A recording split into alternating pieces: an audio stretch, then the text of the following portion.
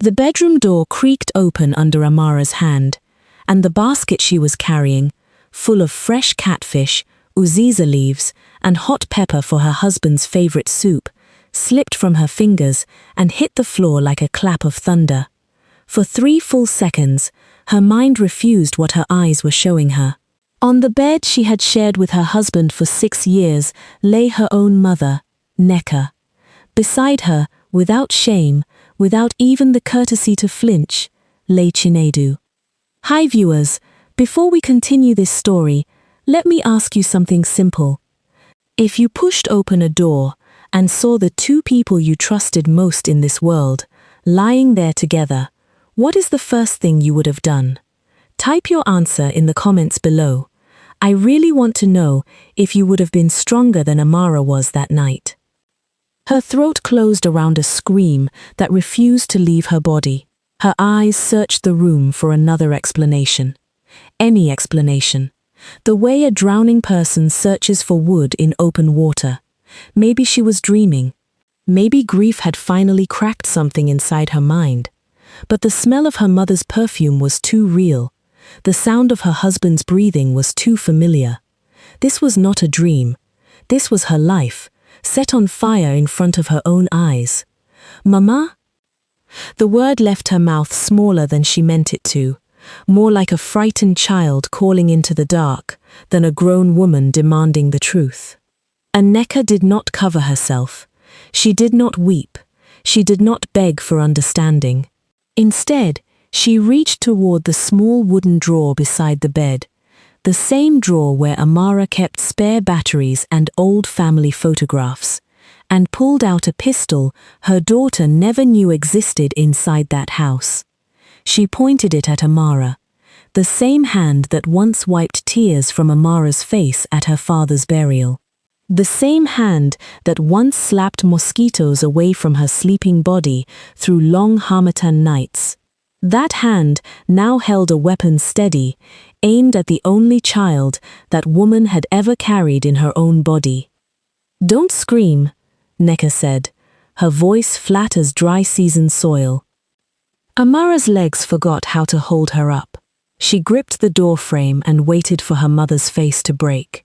She waited for tears. She waited for the woman who raised her to come back and explain everything away. But Nneka's eyes held something colder than shame. They held the stillness of a woman who had been expecting this day for a very long time.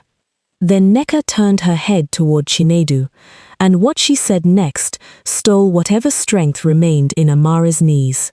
"Continue," she told him. "Not leave, not wait.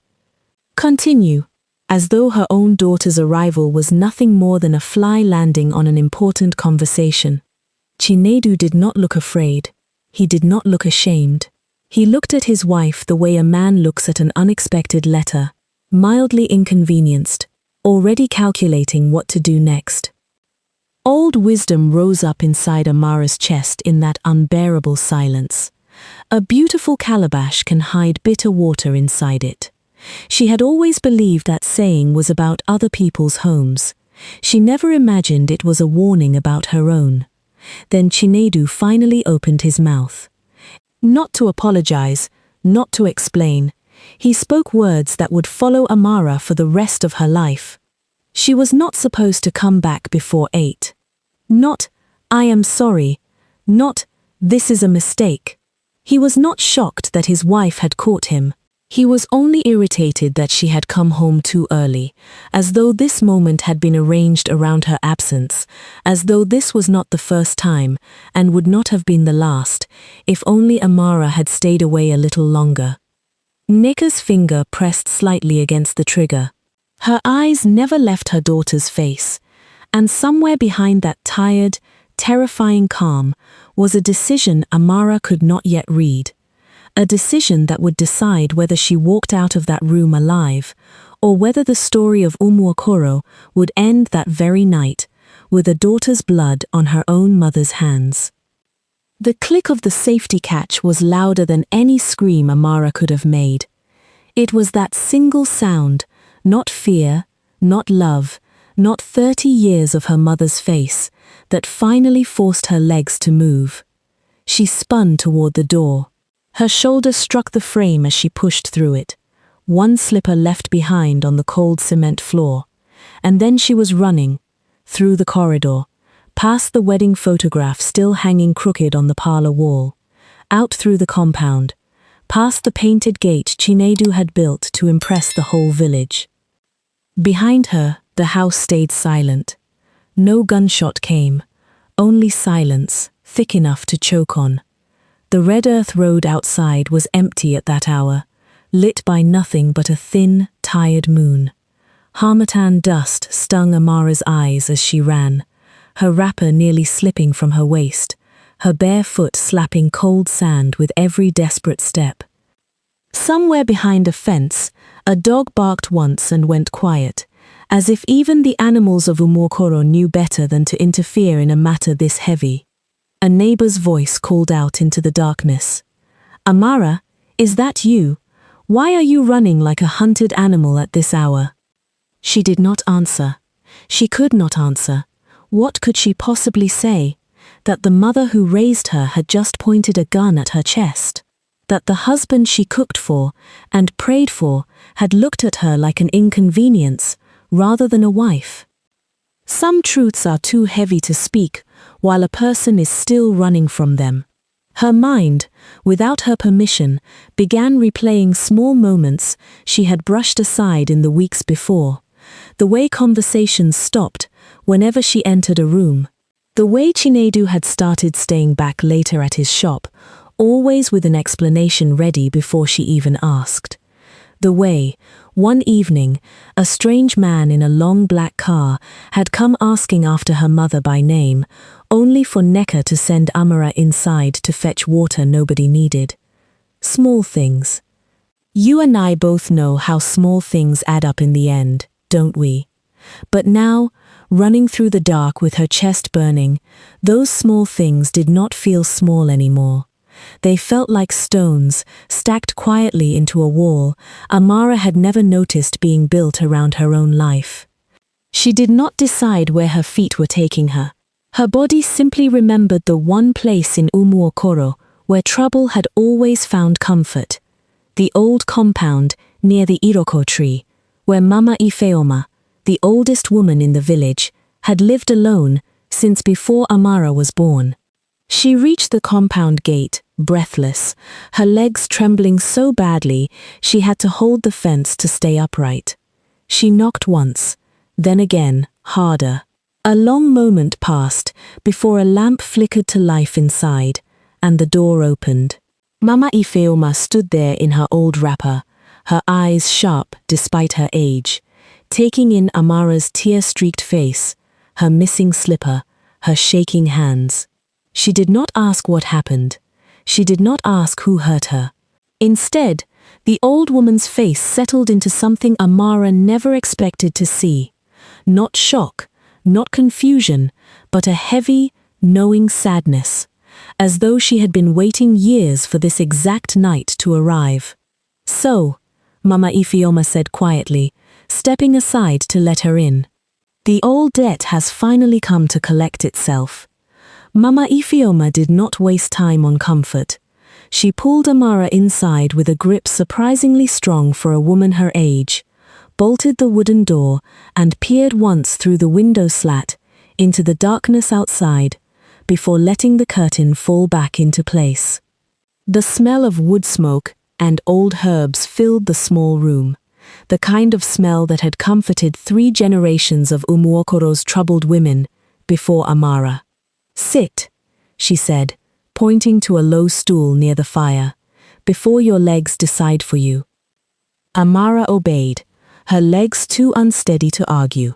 The old woman moved without hurry, filling a cup with water from a clay pot and pressing it into her trembling hands. "Drink first, talk after." Water spilled down Amara's wrist before the cup ever reached her lips. Questions crowded her throat, fighting to get out all at once, but only one managed to escape. "What debt, Mama? What did you mean?" The old woman lowered herself slowly onto a wooden bench across from her, firelight carving deep shadows into the lines of her face. For a long moment she said nothing, staring into the flame as though searching inside it for permission to speak. "Your mother was not always the quiet trader you grew up watching in the market," she finally said.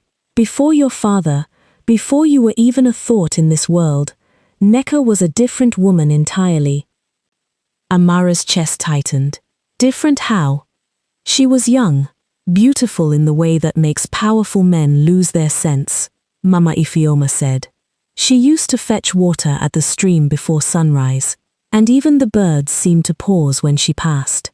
One particular man noticed her. A man with more land than the eye could count, more money than this whole village could spend in 10 lifetimes, and a hunger for things he was not entitled to. Outside, wind pushed against the roof, and somewhere in the dark, a nightbird called out once and went silent, as if it too did not want to interrupt what was coming. "Your mother loved someone else," Mama Ifeoma continued. "A poor man, a good man, but love does not fill a stomach, and promises do not build a roof. So a bargain was made. A bargain your mother has spent 30 years trying to bury." "A bargain with who?" Amara whispered. Mama Ifeoma's eyes lifted, and for the first time since Amara arrived, something like fear moved behind them. "That," the old woman said slowly, "is not a name I can speak into the night carelessly. Some names, once called out loud, have a way of finding the mouth that spoke them." Amara leaned forward. "Mama, please. My husband was in that room. My own mother pointed a gun at me. I need to understand what I walked into." The old woman studied her for a long, heavy moment, the fire popping softly between them, weighing how much truth a person could carry before it broke them completely. "There is something else you should know," she said finally, her voice dropping lower. "That man your mother once made a bargain with did not disappear from your life the way you think." A cold feeling crawled up Amara's spine. "What do you mean, Mama?" Mama Ifeoma opened her mouth to answer, but before a single word could leave her lips, the sound of a vehicle engine rolled slowly to a stop, just outside the compound gate. Both women froze. Because in Umokoro, nobody with good intentions came visiting on a motor engine this late into the night. The engine outside cut off, and heavy footsteps crossed the compound before a fist began pounding on Mama Ifeoma's door. "Amara, I know you are in there. Open this door." Chinedu's voice, but changed. Gone was the cold, unbothered man from the bedroom. In its place was something practiced and smooth. A voice built for an audience, loud enough for any neighbor who might be listening from behind their own walls. Mama Ifeoma raised a single finger to her lips, motioning Amara deeper into the shadows, then walked to the door herself and opened it only a crack. "Chinedu," her voice was steady, unimpressed. "It is late. Whatever business you have will still be standing tomorrow. I only want to speak with my wife. She left the house in distress. I am worried about her." "Worried?" Mama Ifeoma repeated, letting the words sit heavy in the night air. Strange kind of worry that waits until a woman is already gone before it shows its face. Even from where she stood hidden, Amara could hear the shift in Chinedu's breathing, the small pause of a man recalculating his approach. "Old woman, this does not concern you. Everything that happens under my sky concerns me," Mama Ifeoma answered simply. "Go home, Chinedu. Amara will return when she is ready, and not one moment before." A long, tense silence stretched between them, before Chinedu finally turned and walked back to his vehicle. The engine roared to life, tires crushing gravel as he drove off into the dark. Only when the sound faded completely did Mama Ifeoma close the door and turn back to Amara, who was shaking now for an entirely different reason. He called it distress, Amara whispered, as if I fainted from the heat, as if I did not watch my own mother point a gun at my chest. Men like him do not lie carelessly, Mama Ifeoma said, returning to her bench by the fire. They lie with purpose. Every word he speaks in public is a brick, laid carefully to build the house he wants others to see. Amara sat back down, her mind spinning. Mama, you said that man from my mother's past never truly disappeared. Please, no more riddles tonight. Tell me his name. The old woman exhaled slowly, as though releasing something she had carried for far too long. Chief Fagbenla, she said at last. The name meant nothing to Amara. And yet, something about the way Mama Ifeoma's mouth tightened around it made her stomach turn cold. A powerful man whose business reached far beyond their own soil, Mama Ifeoma continued, all the way to the city, oil money, land, connections deep enough to touch anything he wished. Your mother's youngest years were tangled up with him in ways your own grandmother took to her grave rather than explain. What has that got to do with tonight, with Chindu? Mama Ifeoma's eyes met hers directly, unflinching. Ask your husband, she said, where he really comes from. Ask him whose money built that shop of his. Ask him why a poor tailor's son suddenly became a respected businessman with a painted gate almost overnight. The fire cracked between them. Because I have lived a long time in this village, my daughter, Mama Ifeoma said quietly, and I have learned that when a wolf marries into a family, he does not come wearing his own fur. Outside, the first grey light of early cockcrow was beginning to touch the sky. Amara sat very still for a long moment, and when she finally rose to her feet, something in her eyes had changed. She would not wait for anyone to hand her the truth. She would go and find it herself, no matter what it cost her.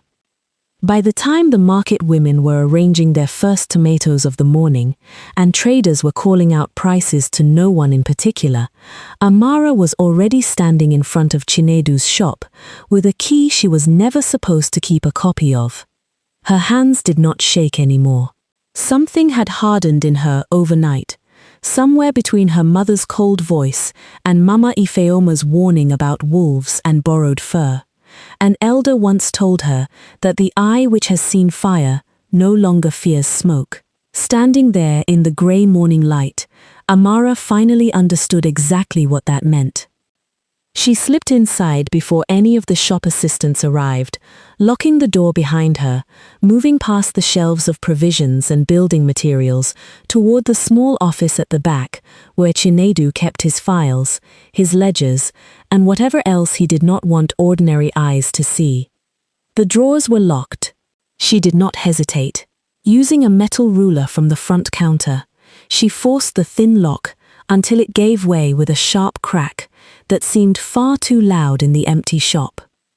Beneath stacks of receipts and old newspapers, her fingers found a leather folder, worn soft at the edges from years of handling. She opened it. The first thing she saw was a black and white photograph, old and slightly torn at one corner. A young man, no older than 20, stood stiffly beside a much older man in rich native attire, in front of a car far too expensive for the dusty road behind them. Something about the young man's eyes looked painfully familiar. Amara turned it over. Faded ink on the back read a name that made her stomach drop, Chief Fagbenle, and beneath it, in smaller writing, for my son, who will finish what I could not. Her mind struggled to fit the pieces together. Son, not business partner, not distant associate. Son. She dug further into the folder, past old letters written in a formal hand, past what looked like land documents bearing her late father's name, until she reached a single sheet that stopped her breath entirely. It was a marriage arrangement, dated years before she had ever met Chinedu. Her own name was already written on it, in ink long since dried, sitting beside figures and signatures that meant nothing and everything at once. 6 years of marriage, 6 years of festivals, of wrappers bought with what she believed was love, of a painted gate built to show the whole village a happiness that was never truly hers to keep. All of it seemed, had already been decided long before she ever learned Chinedu's name.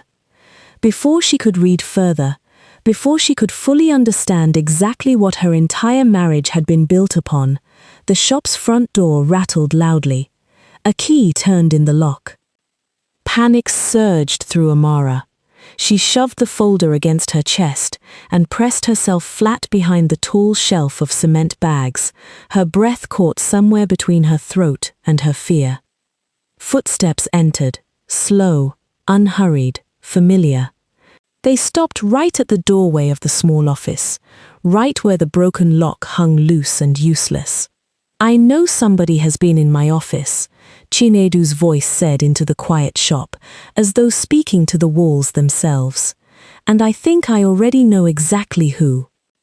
Chinedu's footsteps rounded the shelf before Amara could decide whether to run or stay hidden, and then he was standing right in front of her, his eyes dropping instantly to the leather folder clutched against her chest. For a long moment, neither of them spoke. The only sound in the shop was the ceiling fan turning lazily overhead, stirring dust that had settled undisturbed for years. She had rehearsed nothing. There had been no time, between the crack of the drawer lock and the sound of his key turning, to prepare words strong enough for a moment like this. But the folder pressed hard against her chest reminded her that she was no longer the woman who had fainted at the sight of a gun. She was the woman who now held proof. "You broke into my office," he said finally, his voice quiet, too quiet. "You built a marriage on a lie," Amara answered, surprising herself with how steady her own voice sounded. "I think that makes us even." Something shifted across Chinedu's face. Not shame, but calculation, the look of a man rearranging his plans mid-sentence. "You don't understand what you're holding," he said, stepping closer, his shadow falling over her. "Then help me understand." Amara did not step back. "Tell me why my name was written on a marriage arrangement before I ever knew your name existed. Tell me who Chief Fagbenle really is to you." His jaw tightened. "My father built things long before either of us were born. Things you cannot undo simply by finding one old photograph." "Your father?" Amara felt the word settle in her chest like a stone dropped into still water. "So it is true." He did not deny it. His silence answered for him. Somewhere behind his carefully built composure, Amara thought she saw something new. Not guilt exactly, but the tiredness of a man who had spent his whole life preparing for a role he never fully chose for himself. She almost felt sorry for him. Then she remembered the gun, and the feeling passed. "Put the folder down," he said. "Walk out of this shop, go home, and let us handle this quietly, the way families are supposed to. Or I call the police right now and tell them my own wife broke into my office and stole private papers. Which story do you think this village will believe?" An old saying rose in Amara's chest, one her mother used to whisper over her sickbed as a child. "It is not the loudest voice in the market that sells the most yams." She held onto it now, the way a person holds a rope thrown across a burning bridge. Her hands trembled around the folder, but her voice did not. "Then call them, Chinedu. Let them ask you why a marriage arrangement carries my name and your father's signature, written before I could even spell your surname." For the first time since she had known him, something close to uncertainty crossed his face. Before he could answer, the phone in his pocket began to ring, sharp and insistent in the quiet shop. He glanced at the screen, and whatever composure remained on his face drained away completely. "It's my father's driver," he said, almost to himself, before lifting the phone to his ear. Amara watched him listen, watched the blood leave his face in slow degrees. "When did she leave the house?" he asked, his earlier smoothness gone entirely. "Umuokoro Junction? Alone? On foot?" He lowered the phone slowly. When he finally looked back at Amara, something had changed behind his eyes. Not calculation this time, but something closer to fear. "Your mother is walking to my father's house right now," he said. "And if she says even one wrong word to that old man, I am not sure either of us can protect you from what happens next." Amara did not wait for Chinedu to finish his sentence. She was already moving, pushing past him toward the door, the folder still clutched tight against her chest, her mind racing faster than her own feet. "Wait," he called after her, but she was already through the doorway, into the bright chaos of the morning market, dodging baskets, children, and a goat tied loosely to a stall post. She flagged down the first Okada she saw. Fagbenle's house. "Quick, quick, I will pay you double." The young rider did not need convincing twice. Within seconds they were weaving through the market crowd and onto the open road, dust rising behind them like something chasing them both. Amara gripped the rider's shoulders as the wind tore at her wrapper, her thoughts tangled between fear and something she had not expected to still feel after everything, worry for her mother. Whatever Nneka had done, whatever secret she had buried for 30 years, she was still the woman who had once walked 6 miles in the rain to buy Amara's first pair of school shoes. A person could be furious at what someone had done and still fear for their life. Amara was learning, in that moment, that both things could live inside one chest at once. The compound came into view long before they reached it. High concrete walls topped with broken glass, an iron gate large enough to swallow 3 of Chinedu's painted gates whole, and the low hum of a generator running behind walls, thick enough to keep both light and truth locked inside. The elders always said a rich man's compound is often built from bricks quarried out of other men's ruined houses. Standing before Fagbenle's, Amara finally understood exactly what they meant. She paid the rider and did not wait for change. She found a gap where the perimeter wall met an old mango tree, climbed until her wrapper tore at the hem, and dropped into the compound's shadowed edge, unseen. Voices reached her before she saw anyone. Her mother's voice, cracked and pleading, carried faintly on the morning air from somewhere near the main house. "I am asking you to end this now, before it swallows her the way it swallowed me." Amara pressed herself against the cold cement of the house, close enough now to see through a gap in the curtains. Nneka stood in the middle of a wide sitting room, her wrapper dusty from the long walk, facing an old man seated in a high-backed chair, like a king holding court. Chief Fagbenle. Even from a distance, Amara could feel the weight the old man carried in that room, the kind of stillness that came only from decades of never once being told no. "You made a promise, Nneka," he said, his voice low and unhurried, the voice of a man who had never needed to raise it to be obeyed. "A promise made under my roof, over your husband's fresh grave, is not something a woman simply decides to end because guilt has finally caught up to her." Amara's chest went cold. Her father's grave. Whatever bargain had been made, it had been made there, beside her father's body, before the soil had even settled. Nneka's shoulders shook. "He is dead because of you. Is that not payment enough for one lifetime?" The old man did not flinch. "He is dead," Fagbenle said simply, "because he took something that already belonged to me."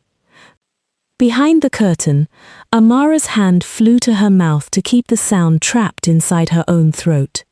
The sound that escaped Amara's throat was small, barely more than a breath, but in the stillness of that sitting room, it was enough.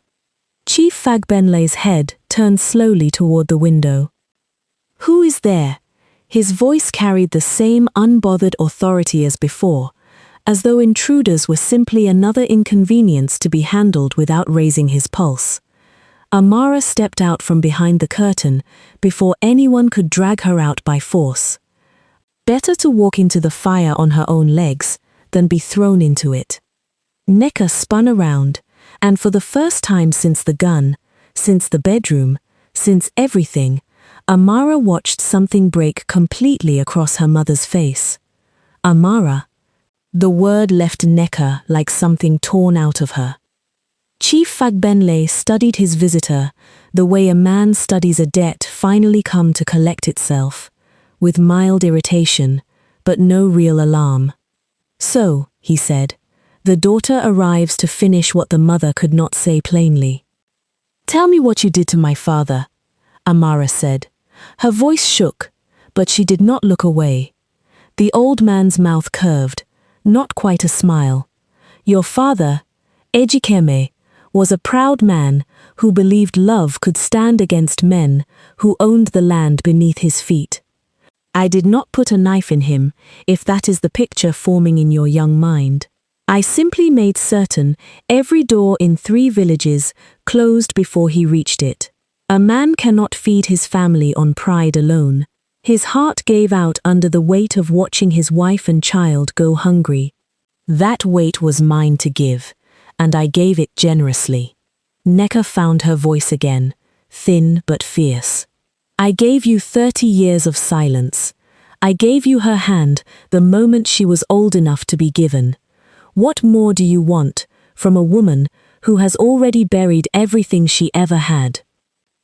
I want what was always owed, Fagbenle said simply. You were promised to my household by your own father before either of you were born. A betrothal arranged the old way, the way our fathers settled such things. When you chose him instead, you did not merely wound my pride. You broke an agreement between 2 households that had stood for 2 generations. I have only restored the balance, 1 generation later than planned. However long the night, the elders say, the day is sure to break. Amara held on to that thought as she finally found her own voice. An agreement I never made, she said, and a marriage I never chose, built entirely on the graves of people who wanted nothing to do with either of you. For the briefest moment, something like genuine surprise crossed Fagbenle's face, the surprise of an old man unused to being spoken to without fear. Before he could respond, the sound of a car skidding to a stop outside the compound wall reached them, followed by hurried footsteps. Chinedu appeared in the doorway, breathless, his eyes moving quickly between his father, his mother-in-law, and his wife, as though trying to decide, one final time, which version of himself this room needed him to be. Father, he said carefully, this has gone far enough. Fagbenle's eyes narrowed at his son. Far enough was decided by me a long time ago, boy. Not by you, and certainly not by her. For a long moment, nobody in that room moved. Then Chinedu did something none of them expected, perhaps not even himself. He walked past his father without another word, and stood beside Amara, not touching her, not asking for forgiveness.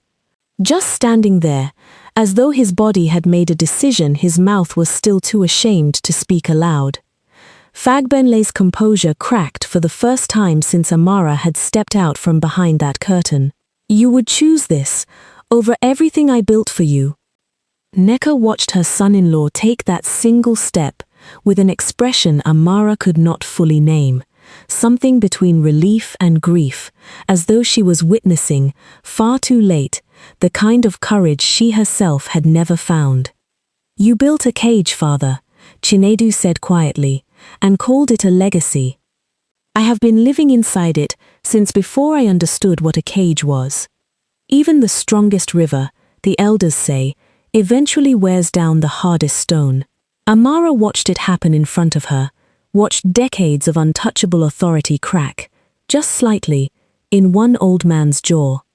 Amara looked between the 3 of them, the old man clinging to a throne built from other people's suffering, the mother who had spent 30 years drowning quietly rather than teaching her daughter to swim through hard truths, and the husband who had only now, far too late, found the courage to stand somewhere true.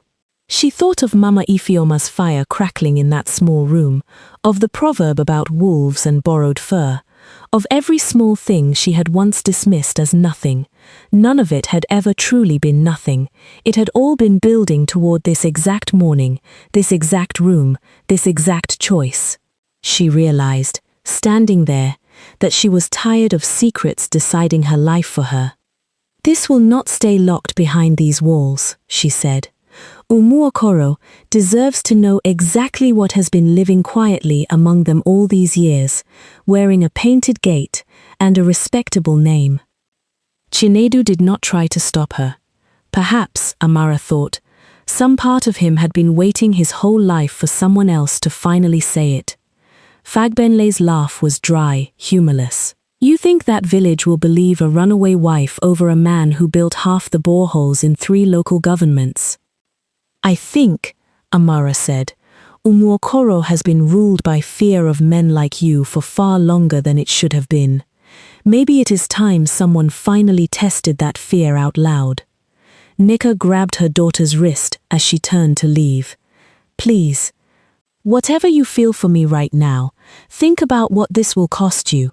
A woman's name, once dragged into the village square, does not come back clean." Amara looked down at her mother's hand, the same hand that had once wiped her tears, the same hand that had once pointed a gun at her chest. "Maybe," she said softly, pulling her wrist free, "it is time a woman's name stopped being the only thing this village agrees to protect." The drive back to Umuokoro felt longer than the entire 6 years of her marriage combined. Nobody spoke. Chinedu drove with both hands tight on the wheel. Nneka sat pressed against the window like a woman trying to disappear into the glass, and Amara sat between the wreckage of her old life and whatever waited for her on the other side of telling the truth out loud.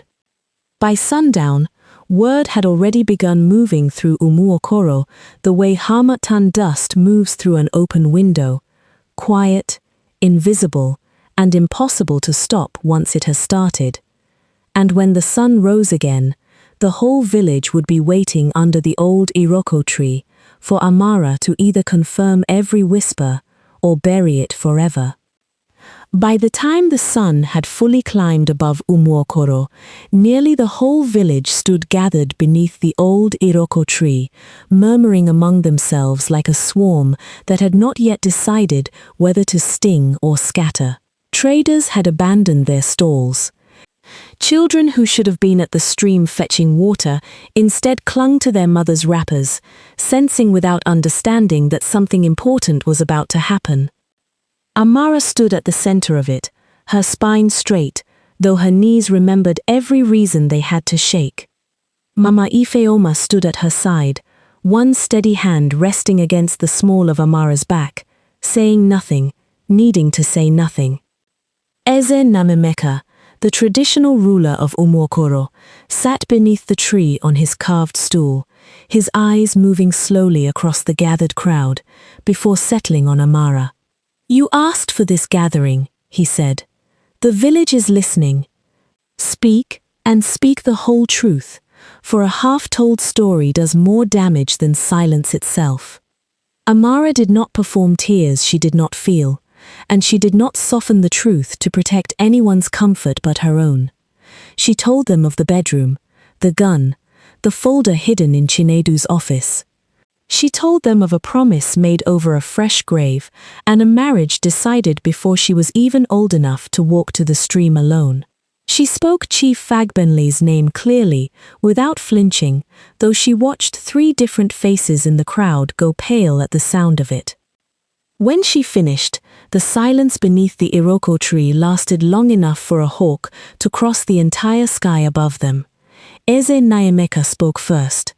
"Umuokoro has fed at Chief Fagbenle's boreholes and shaken his hand at every festival for 20 years, but this village was never for sale, whatever that man believed he had purchased." From this day, his name will not be spoken with respect inside these boundaries again, until he stands here himself and answers for it in his own mouth.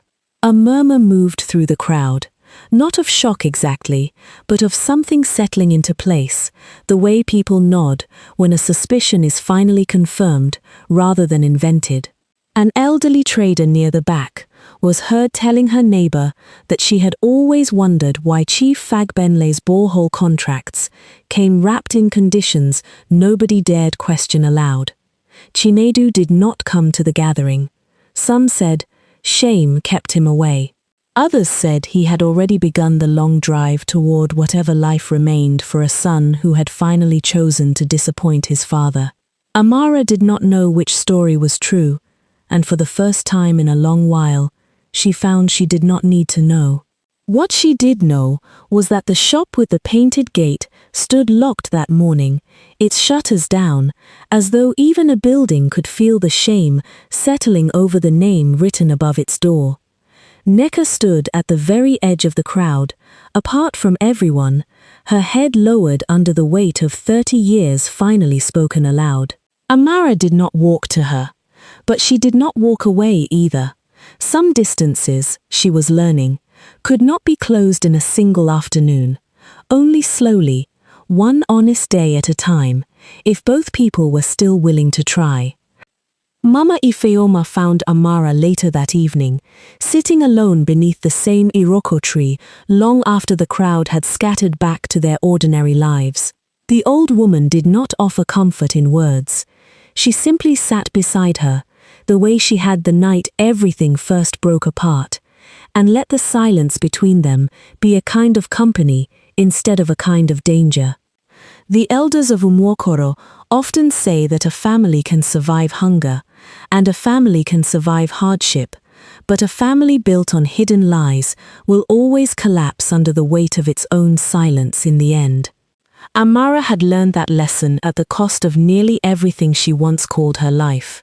But she had also learned something the elders rarely say out loud, that the person brave enough to finally break a silence is not always the strongest person in the room. Sometimes, she is simply the one who has been hurt enough times to stop being afraid of the truth. And that is where we leave Amara, not fully healed, not fully broken, but finally, for the first time in her adult life, standing in her own truth, with nobody's hand on her back but her own. If this story stirred something in you, tell us in the comments which moment struck you the hardest, and share it with someone who needs the reminder tonight that silence protects everyone except the person carrying it. Subscribe to this channel, and turn on the notification bell, so you never miss the next story waiting to inspire you, challenge you, and remind you that every family, everywhere, is carrying a story behind at least one closed door.